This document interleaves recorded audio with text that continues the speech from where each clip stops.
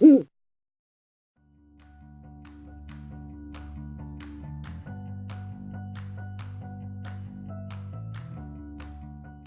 think good design is when really the human experience of it is a positive experience. That the human experience has somehow made life a little bit more pleasurable or enjoyable or better somehow. That to me is good design. And good design to me is something that inspires you to feel alive. And there's nothing better at that moment in time when you pick up something. I mean, it could be something like a potato peeler, you know, or it could be something you walk into a restaurant, something about the space, or it could be something where you just like sit back into a chair and there's a feeling that moment you have. Those little triggers, those momentary experiences, I think, if they're really powerful and beautiful and positive, then that design, that specific design is good. I think design, at the end of the day, if we really had to define it in a way, you could argue, is to shape a human experience, be it virtual or be it physical. It happens I'm in the physical world, but there's people shaping human experiences in the virtual world, you know, so hence interface design, etc.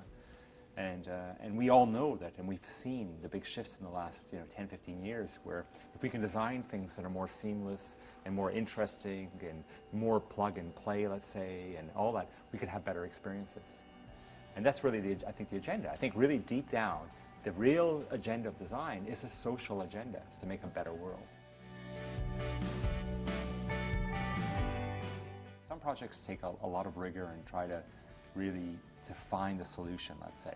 Others just come much quicker. But in general, the way I think, that I'm thinking probably simultaneously of the kind of human experience about the performance and the functionality and the beauty and the material and the production method and, et cetera, simultaneously. When I was studying, you would actually break those things apart. You would talk about utility or functionality separately. Then you would talk about form separately, But over time, these things, yeah, they do start to blur. And so when I draw, the minute I put pencil on paper, I think it's probably a criteria of 10, 15, 20 different factions that are happening simultaneously. Not really, I first of all, my apartments that I have around the world are probably everything in them is 95% of the work in them is my work. So I guess in a way I'm living with my work all the time. But I haven't really consciously thought about whether I'm actually attached to the work or not.